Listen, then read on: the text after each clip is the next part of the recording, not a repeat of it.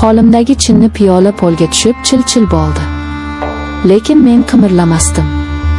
Hatto ko'zimni ham yummasdim. Singan chinni bo'laklari xuddi mening hayotimga o'xshab, ular endi hech qachon avvalgidek butun bo'lmaydi. Odamlar jigar et bilan tirnoq deyishadi. Aka ota o'rnida ota deyishadi. Bu gaplarni eshitsam, ichimda achchiq bir kulgi paydo bo'ladi. Keyin esa ko'nglim ayniydi. Chunki ular mening akamni bilishmaydi. Ular Sardorni faqat ko'chada, toza kiyimlarda, odobli salom berib o'tadigan yigit sifatida tanishadi. Uyning ichida yashaydigan maxluqdan esa hech kimning xabari yo'q. Hammasi ota-onamning shaharga, to'yga ketgan kunidan boshlangandi. Uyda yolg'iz qoldik. Men xursand edim, chunki darslarimni tinchgina qilaman, televizor ko'raman deb o'ylagandim. Lekin kech tushishi bilan hammasi o'zgardi. Akam Sardor oshxonada o'tirardi. Men choy damlab kirganimda, u stulda xalati tarzda bukchayib o'tirganini ko'rdim. Uning ko'zlarida avvallari mehr ko'rardim. Lekin o'sha oqshom uning ko'zlari boshqacha edi. U menga singlisi sifatida qaramayotgan edi. U menga xuddi bozorda sotib olingan, egasi xohlagan ishini qilishi mumkin bo'lgan buyumga qaragandek tikilib turardi. Eshiklarni qulfladingmi deb so'radi u. Ha, qulfladim, dedim men orqaga tisarilib. Yaxshi. Endi bizni hech kim eshitmaydi. Bu gapdan keyin vujudim muzlab qoldi. U o'rnidan turdi. Sekin, shoshilmasdan.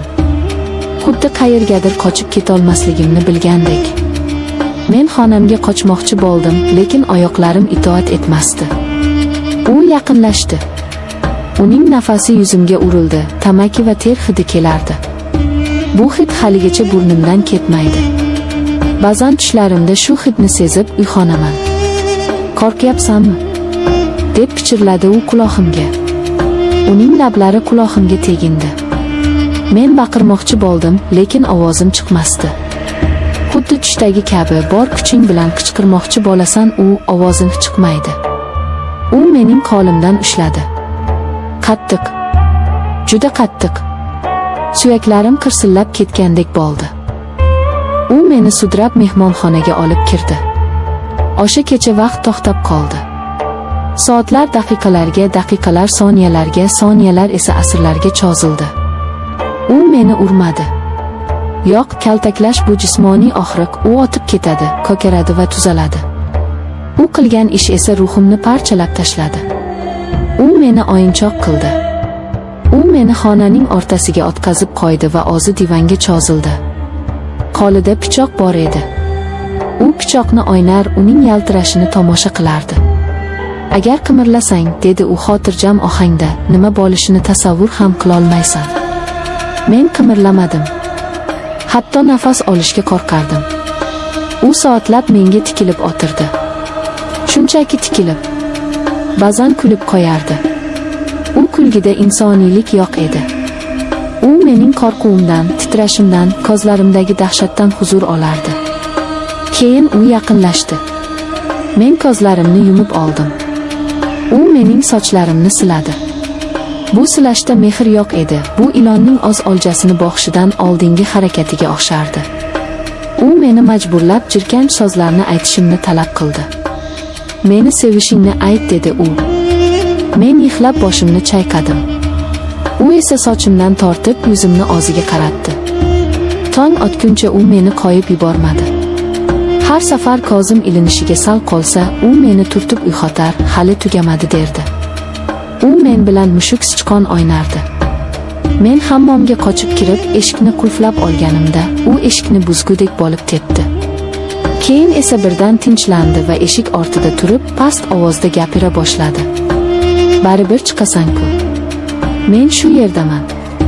Men har doim shu yerda bo'laman. O'sha tunda men uyg'aydim. Bolaligim o'sha hammomning sovuq kafelida olib qoldi. Ota-onam qaytib kelganida akam Sardor xuddi hech narsa bo'lmagandek televizor ko'rib o'tirardi. Men xonamdan chiqolmasdim. Onam kirib, nega rangi ro'ying oqarib ketdi, kasalmisan deb so'raganda, men ha, boshim og'riyapti deb yolg'on gapirdim. Akamga qaradim. U menga ko'z qisib qo'ydi.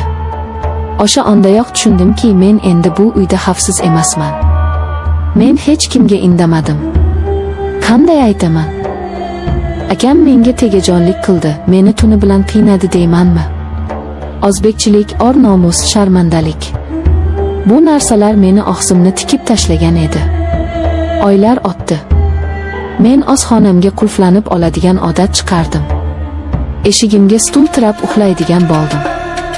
Har safar yo'lakda uning qadam tovushlarini eshitganimda yuragim to'xtab qoladigandek bo'lardi. U esa buni bilardi. U atayin eshigim tagida to'xtab turar, tutqichni sekin burab ko'rar va mening qo'rquvimni his qilib ketib qolardi. Bu uning sirli oyini edi. Bir kuni tunda uyg'onib ketdim. Xonamda kimdir borligini his qildim. Qop-qorong'i edi. Oy nuri pardadan biroz tushib turardi. U karavotimning tepasida turardi. U menga qarab engashib turardi. Men qichqirmoqchi bo'ldim, lekin u darrov qo'li bilan og'zimni yopdi. Agar ovoz chiqarsang, ota-onamga seni yomon yo'lga kirib ketgan deb aytaman. Ko'ryapsizmi? U mening or nomusim bilan o'ynashardi. U yana o'sha jirkanch ishlarni qildi. Menga tegindi. Meni opdi. Men toshga aylanib qolgandim. Ko'zlarimdan yosh oqardi. U o'z ishini qilib bo'lgach, xuddi begona odamdek o'rnidan turdi va chiqib ketdi. Eshikni yopishdan oldin esa, "Xayrli tun, singiljon" dedi. O'sha tundan keyin men tirik murdaga aylandim. Hozir alohida yashayman. O'qishga kirdim, yotoqxonaga qochib o'tdim. Bahona qilib uydan qochdim. Lekin baribir qutula olmadim. Har safar uyga ota-onamni ko'rgani borganimda uni ko'raman. U uylandi. Xotini bor, bolasi bor. U hamma uchun namunali ota, mehribon aka. Dasturxon boshida o'tirib, kulib gaplashadi. Men esa uning ichidagi maxluqni bilaman. U ba'zan menga qarab qo'yadi. O'sha qarash. Esimda, hammasi esimda, sen menikisan degan ma'noda qaraydi. Siz mendan qo'rqinchli hikoya so'radingiz. Arvohlar, jinlar, yalmohizlar. Bularning bari ertak. Haqiqiy qo'rquv bu o'z uyingda, o'z jigaringdan keladigan xavfdir. Haqiqiy dahshat. Bu sening himoyaching bo'lishi kerak bo'lgan insonning maxluqqa aylanishidir. Hozir ham shu satrlarni yozayotganimda orqamda kimdir turgandek tuyulyapti. Qandaydir sovuq nigohni his qilyapman. Balki bu shunchaki vahimadir. Balki